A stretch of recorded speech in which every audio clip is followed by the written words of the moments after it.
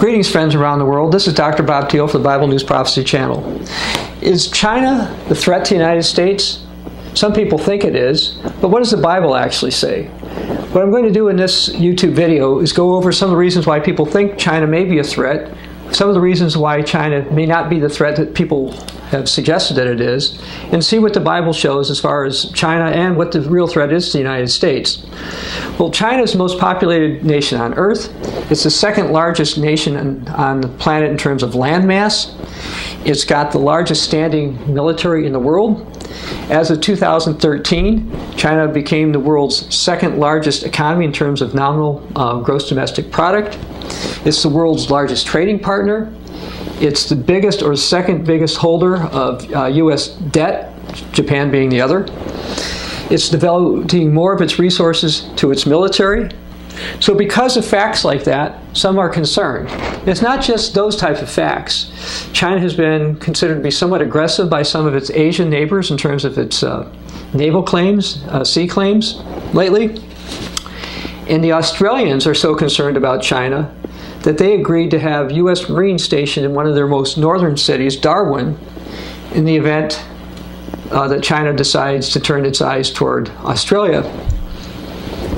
So the United States, seeing all this, has been shifting resources away from Europe, away from some of the other parts of the world that it has been involved in militarily, and has been shifting them towards Asia. Is that correct? Is China the real threat? Well, the Chinese Navy is causing concerns. I'd like to read something that MSNBC reported last June. It said, in the early years of China's rise to economic and military prowess, the guiding principle of its government was from Deng Xiaoping. His maxim was, hide your strength, bide your time. Continuing here, it says, now more than 3 decades after paramount leader Deng launches reforms, that policy has seemingly lapsed or simply become unworkable as Chinese military muscle has become too expansive to conceal and its ambitions too pressing to postpone. So it's becoming more obvious to the rest of the world that China's got this big military going on, and what are they going to do with it? And here's a report from Ross Babbage. He's a defense analyst and founder of the Canberra-based Kokoda Foundation, which is an independent security policy unit. So this is not what we saw 20 years ago. China is a completely different actor now. Security planners are wondering if it's like this now, what's it going to be like in 20 years' time? So this has concerned many in Asia.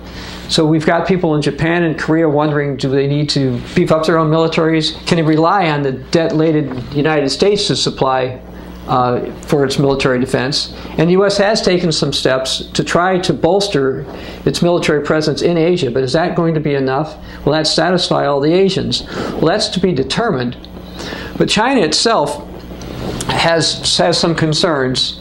And I'd like to read something from a secular source. This is from the Daily Reckoning. It says, China will do anything to grow its economy. And one of the reasons is for its military and for political reasons and for its people. As the alternatives will lead to political unrest. A lot of peasants move to the cities in search of higher paying jobs during the go-go times. Because China lacks the social safety net of the developed world, unemployed people aren't just inconvenienced by the loss of their jobs, they starve.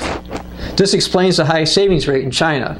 And hungry people don't complain, they riot. Once you look at what's taking place in the Chinese economy through that lens, the decisions of its leaders start making sense, or at least become understandable. So China's got to be careful. It can have civil unrest, even though it's getting wealthier. And actually, it has had unrest in places such as the Xinjiang region. So they have had some issues. But it's not just economic factors per se that will cause unrest and problems in China. One of it is its pollution record. In recent decades, China's suffered severe environmental deterioration and pollution. They have regulations that took place in their 1979 environmental protection law, and they're fairly stringent, but they're poorly enforced. They're frequently disregarded by local communities and government officials in favor of economic development. Sometimes they take bribes. As a result, there's public protests and there's riots because of this. There have been air pollution problems, land pollution problems, water pollution problems. According to the Chinese Ministry of Water Resources, roughly 300 million Chinese do not have access to safe drinking water, and 40% of Chinese rivers had been polluted by industrial waste by late 2011. And I suspect that in 2013, it's gotten worse. Numerous Chinese coastal cities, including Shanghai, are deemed vulnerable to large-scale flooding. So there's a lot of environmental risks that Chinese face. I'd like to read something from the Wall Street Journal about China. It says, according to a series of newspaper reports, online versions of which have vanished into the country's not-so-thin air, more than 30 environmental and other officials from the Nantong area were implicated in a scandal that involves bribery and turning a blind eye to pollution problems. So China does have a real problem with pollution. This pollution problem is getting worse. It's affecting the health of the Chinese, their children, and everyone over there. Now, it's not like China's not trying to do anything about it. China's got a new president, Xi Jinping. There's kind of a picture of him. Perhaps you can see that there. And one of the things he wants to do is to fight corruption. He's hoping to fight corruption, governmental corruption specifically, to reduce bribes and to get the Chinese to basically obey the laws, to clean up the country, to make the country a better place. Whether he will succeed on that or not, I don't know. But what I do know is that the problems with pollution, the problems with government corruption do upset the Chinese citizens, and it affects their health. Now, one thing a lot of Westerners don't realize about China is that they've kind of got this caste system, or two-tiered discriminatory system. Now, they probably don't like the term discriminatory system, but basically there are two types of people in China: urban residents and rural residents.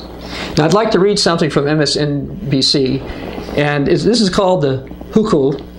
It says, through a rigorous and rigid household registration system designed to control the movement of China's 1.3 billion people, the central government classifies all its citizens either as city dwellers or rural peasants. This registration, also known in Chinese as the hukou, determines not only a citizen's residence, but what kind of social services individuals are eligible for. In Beijing, which has an estimated 5 million migrant workers, none of these people are allowed to obtain state-sponsored health care or schooling if their hukou is registered in their hometowns, which most likely it is. As a result, their children, many of which were born in the Chinese capital, can only attend privately run and unapproved schools. So they've got a discriminatory system against those who are considered rural. Even if their children are born in Beijing or some of the big cities there, they're not allowed to change it. So you've got this going on while you've got the pollution going on, and you've got corruption going on. So you've got the possibility of severe civil unrest occurring in China. Again, we've had some civil unrest in China, and we may see some more in the future. Now, presuming China doesn't solve its problems this way with its people, we will see unrest. We may see revolution. That's how the communists got involved, was with revolution unrest. But we may see some deterioration of its economic situation, possibly also its military. Now, interestingly, while the book of Revelation, chapter 18, prophesies the nations, especially the trading nations, which would include China, are going to prosper toward the end time, China is not prophesied to dominate the world economically nor militarily at the time of the end. The power that is actually from Europe. I'd like to read a prophecy from the Bible. It talks about a power called those who have the strongest fortresses. Now, if you think about this and look at the world today, what power has the strongest fortresses currently in the 21st century? Well, the strongest fortresses actually belong to the United States, and to a lesser degree, its allies. So in the book of Daniel, chapter 11, verse 39, it says, "Thus he shall act against the strongest fortresses with a foreign god, which he shall acknowledge, and advance its glory, and he shall cause them to rule over many, and divide their land for gain." But who is this he? Is this a European? Is this a Chinese? Is this a Russian? Who is this? Well, if you go to the next verse, it tells you who this he is, verse 40. "At the time of the end, the king of the south shall attack him, and the king of the north will come against him like a whirlwind, with chariots, horsemen, and many ships, and he shall enter the countries, overwhelm them, and pass through." So the he in Daniel chapter 11, verse 39, is the king of the north. Now, I'm not going to take the time in this particular video to prove this, but we have another video called Can You Prove the Beast to Come is European, where I go through scriptures explaining why this king of the north, this power who's going to actually take over the United States, is actually a European power as opposed to, let's say, Russia, or will also be China and others. They're not prophesied to take over the United States. It's not that Russia and China may not cooperate with the European military power, but the actual power that's prophesied to take over the United States is European. Because the United States overlooks biblical prophecy, it's made alliances and deals with the Europeans that are ultimately going to result in the U.S. being taken over from Europe. Without going into all the details, the United States pulled all its tanks out of Germany, for example. It has agreed to rely on Europe's Galileo system for part of its military defense, which means in the event of a war, which would probably involve electronics and sophisticated weaponry, the Europeans can prevent possibly the U.S. making counterstrikes. And furthermore, the United States has moved more of its navy into Asia because it's concerned about China. So we see a lot of things happening where the United States is relying on Europe, deciding the problems are not going to come from Europe, but instead moving its resources, looking for China, not being aware of what's going to happen from Europe. Now, as far as China itself goes, China is what the Bible calls one of the kings of the East. In the book of Revelation, chapter 16, we hear about this particular power. And if you look at a map, you're going to say, wait a second, China is not the king of the north because Russia is above it. China is also not north of Jerusalem, like much of Europe in the old Roman Empire was. So in Revelation chapter 16, we read about a power here, verse 12. Then the sixth angel poured out his bowl on the great river Euphrates, and its water was dried up, so that the way of the kings from the east might be prepared. So these are the kings of the east, and China is one of the kings of the east. Now, China does have an end-time military role as one of the kings of the East.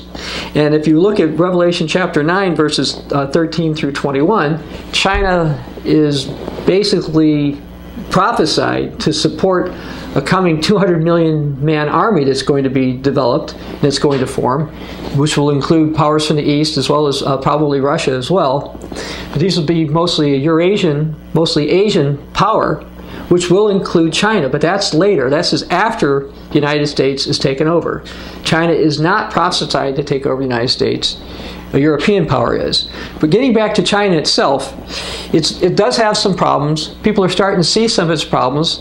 They've problems with pollution, problems with civil unrest, problems with inequity in terms of how its people are treated, and other problems are expected. But in terms of its role, the end-time prophecy role, it is Europe that is prophesied to take over the United States. China is prophesied to be one of the kings of the East. China is prophesied to support the 200 million man army. But partially, because of China's increasing defense spending, naval presence, how others are perceiving it, and certain actions that it's taking, the United States is shifting its focus away from Europe and Russia to a degree and much more toward China and Asia. And that will be to the peril of the United States, because that's not how the United States is going to be taken over. And you can verify that from your very own Bible. This is Dr. Bob Thiel for the Bible News Prophecy Channel.